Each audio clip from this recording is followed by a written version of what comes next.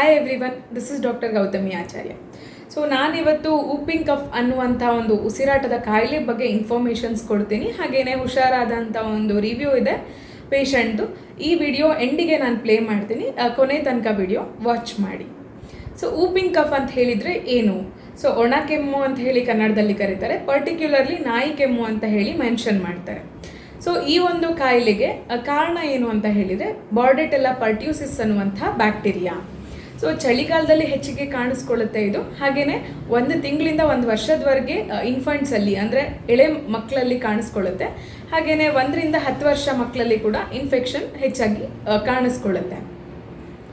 So ಈ ಒಂದು infection ಆದಾಗ, ಬಿ ಪರ್ಟ್ಯೂಸಿಸ್ ಇನ್ಫೆಕ್ಷನ್ ಆದಾಗ, ಊಪಿಂಗ್ ಕಫ್ ಬಂದಾಗ ಏನೇನೆಲ್ಲ ಸಿಂಪ್ಟಮ್ಸು ನಮಗೆ ಕಾಣಿಸುತ್ತೆ, ಏನೇನೆಲ್ಲ ಲಕ್ಷಣಗಳು ಕಾಣಿಸುತ್ತೆ ಅಂತ ನಾವು ನೋಡ್ತಾ ಹೋದರೆ, ಮೊದಲನೇದಾಗಿ ಇನ್ಕ್ಯುಬೇಷನ್ ಪೀರಿಯಡ್ ಅಂತ ಕರಿತೀವಿ. ಅಂದರೆ ಒಂದು ಬ್ಯಾಕ್ಟೀರಿಯಾ ಬಾಡಿಯಲ್ಲಿ ಎಂಟರ್ ಆಗಿ ಅದು ಡೆವಲಪ್ ಆಗಲಿಕ್ಕೆ ಒಂದು ಪರ್ಟಿಕ್ಯುಲರ್ ಟೈಮ್ ಪೀರಿಯಡ್ ಬೇಕಾಗುತ್ತೆ. ಸೊ ಅದನ್ನು ನಾವು ಇನ್ಕ್ಯುಬೇಷನಲ್ ಪೀರಿಯಡ್ ಅಂತ ಹೇಳಿ ಕರಿತೀವಿ. ಮಲ್ಟಿಪ್ಲೈ ಆಗುತ್ತೆ ಬ್ಯಾಕ್ಟೀರಿಯಾ ಆವಾಗ. ಸೊ ಇಟ್ ಮೈಟ್ ಬಿ 1 ರಿಂದ 10 ದಿನ, 1 to 10 days ತೊಗೊಳುತ್ತೆ. ಸೊ ಹಾಗೆಯೇ second stage of this bacteria ಅಂದರೆ ಸೆಕೆಂಡ್ ಸ್ಟೇಜ್ ಆಫ್ ಸಿಂಪ್ಟಮ್ಸ್ ಏನು ಕಾಣಿಸ್ಕೊಳ್ಳುತ್ತೆ ಅಂದರೆ ಕ್ಯಾಟರಲ್ ಸಿಂಪ್ಟಮ್ಸ್ ಅಥವಾ ಕ್ಯಾಟರಲ್ ಸ್ಟೇಜ್ ಅಂತ ಹೇಳಿ ನಾವು ಕರಿತೀವಿ. ಸೊ ಈ ಒಂದು ಸ್ಟೇಜಲ್ಲಿ ಇನ್ಫೆಕ್ಷನ್ ಆಲ್ರೆಡಿ ಬಾಡಿ ಒಳಗೆ ಹೋಗಿರುತ್ತೆ.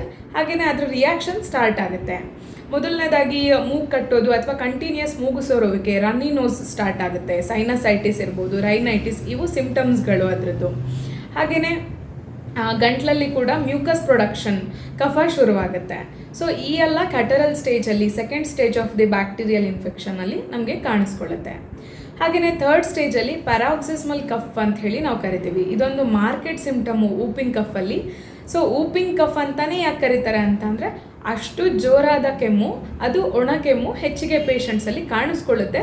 ಅದು ವಯಲೆಂಟ್ ಸೀರೀಸಲ್ಲಿ ಕಾಣಿಸ್ಕೊಳ್ಳುತ್ತೆ. ಫಾರ್ ಎಕ್ಸಾಂಪಲ್ 1 ನಿಮಿಷದಿಂದ 15 ನಿಮಿಷದವರೆಗೆ ಬಿಡದಲೆ ಉಸಿರು ತಗೊಳ್ಳೋಕ್ಕೂ ಕಷ್ಟ ಆಗುತ್ತೆ ಪೇಷಂಟಿಗೆ. ಆ ರೀತಿಯ ಕೆಮ್ಮು ಕಾಣಿಸ್ಕೊಳ್ಳುತ್ತೆ. ಬಟ್ ಯಾವುದೇ ಕಫ ಇರೋದಿಲ್ಲ ಈ ಥರ್ಡ್ ಸ್ಟೇಜಲ್ಲಿ.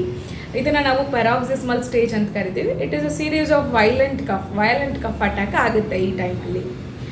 So fourth stage of the ಇನ್ಫೆಕ್ಷನಲ್ಲಿ ಕನ್ವಾಲಸೆಂಟ್ ಸ್ಟೇಜ್ ಅಂತ ಹೇಳಿ ನಾವು ಕರಿತೀವಿ. ಸೊ ಈ ಸ್ಟೇಜಲ್ಲಿ ಏನಾಗುತ್ತೆ ಅಂತ ಹೇಳಿದರೆ ಮೈಟ್ ಬಿ ಪೇಷಂಟ್ ರಿಕವರಿ ಆಗ್ಬೋದು, ಹುಷಾರಾಗ್ಬೋದು, ಆರ್ ಎಲ್ಸ್ ಅದು ಹಿಡನ್ ಆಗಿಯೇ ಇನ್ಫೆಕ್ಷನ್ ಉಳ್ಕೊಳ್ಳುತ್ತೆ ಪ್ರಾಪರ್ ಟ್ರೀಟ್ಮೆಂಟ್ ಇಲ್ಲ ಅಂತ ಹೇಳಿದರೆ. So it depends upon immunity of the patient. Immunity ಚೆನ್ನಾಗಿತ್ತು, ರೋಗ ನಿರೋಧಕ ಶಕ್ತಿ ಪೇಷಂಟಲ್ಲಿ ಚೆನ್ನಾಗಿತ್ತು ಅಂತ ಹೇಳಿದರೆ ಕಂಪ್ಲೀಟಾಗಿ ಹುಷಾರಾಗಿ ಹೊರಟೋಗುತ್ತೆ.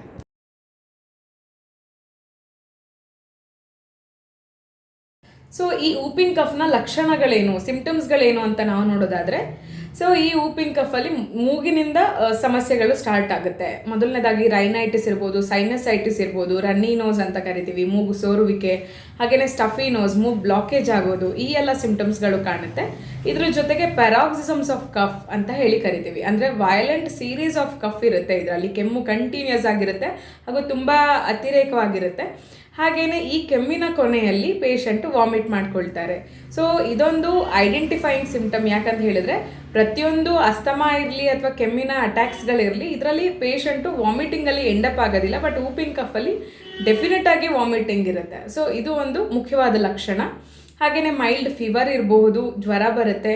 ಹಾಗೆಯೇ ಮಯಾಲ್ಜಿಯಾ, ಮಸಲ್ ಪೇನ್ಸ್ ಇರ್ಬೋದು. ಹಾಗೆಯೇ ಬಾಡಿ ಏಕ್ ಇರ್ಬೋದು, ಕಂಪ್ಲೀಟ್ ಬಾಡಿ ನೋವಾಗುತ್ತೆ. ಹಾಗೆಯೇ ಇದನ್ನು ನಾವು ಮೆಲೈಸ್ ಅಂತ ಹೇಳಿ ಕರಿತೀವಿ. ಇದಿಷ್ಟರ ಜೊತೆಗೆ ಪೇಷಂಟು ಇಮ್ಯುನಿಟಿ ತುಂಬ ಕಡಿಮೆ ಆದರೆ ಬೆಡ್ ರಿಡನ್ ಕೂಡ ಆಗ್ಬೋದು, ಹಾಸಿಗೆ ಹಿಡಿಬಹುದು. ಸೊ ಇದಿಷ್ಟರ ಜೊತೆಗೆ ಫಟೀಗ್, ಹಾಗೆಯೇ ಮಸಲ್ ವೀಕ್ನೆಸ್ ಆಗುತ್ತೆ. ಸೊ ಈ ಎಲ್ಲ ಲಕ್ಷಣಗಳಿದ್ರೆ ಅದನ್ನು ನಾವು ಊಪಿಂಗ್ ಕಫ್ ಅಂತ ಹೇಳಿ ಕನ್ಸಿಡರ್ ಮಾಡಬಹುದು.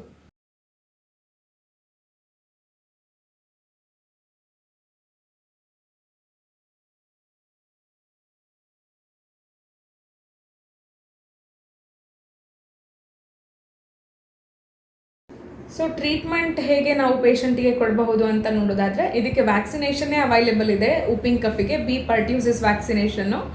ಸೊ ಅದ್ರ ಜೊತೆಗೆ ಆ್ಯಂಟಿಬಯೋಟಿಕ್ಸ್ ಕೂಡ ಯೂಸ್ ಮಾಡ್ತಾರೆ. ಬಟ್ ಹೋಮಿಯೋಪತಿಕಲ್ಲಿ ನಾವು ನೋಡೋದಾದರೆ ಹಲವಾರು ರೀತಿಯ ಮೆಡಿಕೇಷನ್ಸ್ ಅವೈಲೇಬಲ್ ಇದೆ ಪರ್ಟ್ಯೂಸಿಸ್ಗೆ ಅಂತ ಹೇಳಿ, ಊಪಿಂಗ್ ಕಫಿಗೆ ಅಂತ ಹೇಳಿ. ಬಟ್ ಸಿಂಪ್ಟಮ್ ಮೇಲೆ ಡಿಪೆಂಡ್ ಆಗುತ್ತೆ ನಾವು ಯಾವ ಟ್ರೀಟ್ಮೆಂಟ್ ಮಾಡ್ತಾ ಇದ್ದೀವಿ ಅಥವಾ ಯಾವ ಮೆಡಿಸಿನ್ ಕೊಡ್ತಾ ಇದ್ದೀವಿ ಪೇಷಂಟಿಗೆ ಅಂತ ಹೇಳಿ. ಸೊ ಆ ರೀತಿ ಟ್ರೀಟ್ಮೆಂಟ್ ಕೊಟ್ಟು ಹೋಮಿಯೋಪತಿಯಲ್ಲಿ ಹುಷಾರಾಗಿರುವಂಥ ಒಂದು ಪೇಷಂಟ್ ರಿವ್ಯೂ ಇದೆ. So please do watch this review. ನನ್ನ ಹೆಸರು ಕವಿತಾ, ನನ್ನ ಮಗಳ ಹೆಸರು ಧನ್ಯಶ್ರೀ. ನನ್ನ ಮಗಳಿಗೆ ತುಂಬ ವರ್ಷದಿಂದ ಕೆಮ್ಮಿತ್ತು, ಕೆಮ್ಮು ನೆಗಡಿ ಏರ್ ಫಾಲ್ ಇತ್ತು. ಈಗ ಎಲ್ಲ ಗೌತಮಿಯವರಿಂದ ಮೆಡಿಸನ್ ತೊಗೊಂಡಾಗಿಂದ, ಹೋಮಿಯೋಪತಿ ತೊಗೊಂಡಾಗಿಂದ ಒಂದು 6 ತಿಂಗಳಿಂದ ಎಲ್ಲ ಕ್ಲಿಯರ್ ಆಗಿದೆ. ಈಗ ಆರಾಮಾಗಿದ್ದಾಳೆ. ಥ್ಯಾಂಕ್ ಯು ಗೌತಮಿಯವರೇ. ಹಾಯ್, ನಾನು ಧನೇಶಿ. ನಾನು 4th ಸ್ಟ್ಯಾಂಡರ್ಡಲ್ಲಿ ಓದ್ತಾ ಇದ್ದೀನಿ. ನನಗೆ ಕೆಮ್ಮು, ಕಫ ಮತ್ತು ಹೇರ್ ಫಾಲ್ ಇತ್ತು. ನಾನು ಹೋಮಿಯೋಪತಿ ಮೆಡಿಸನಿಂದ ತಗೊಂಡಿಂದ ನನಗೆ ಬೆಟರ್ ಆಗಿದೆ ವಿತ್ ಡಾಕ್ಟರ್ ಗೌತಮಿ ಅಕ್ಕ. So we are happy for the results of the ಪೇಷಂಟಿಗೆ ಹುಷಾರಾದರೂ ನಮಗೂ ಕೂಡ ಖುಷಿ ಆಗುತ್ತೆ. Because of that only we try all this much. And homeopathically respiratory tract ಇನ್ಫೆಕ್ಷನ್ಗೆ ಪರ್ಟಿಕ್ಯುಲರ್ಲಿ ಹಲವಾರು ರೀತಿಯ ಮೆಡಿಕೇಷನ್ಸ್ ಅವೈಲೇಬಲ್ ಇದೆ. ಹಾಗೆಯೇ ಒಳ್ಳೆ ಕ್ಯೂರ್ ಕೂಡ ಆಗುತ್ತೆ. So please do subscribe, watch and follow. ಅವಶ್ಯಕತೆ ಇರೋರಿಗೆ ಶೇರ್ ಕೂಡ ಮಾಡಿ. Thank you one and all. This is all about today.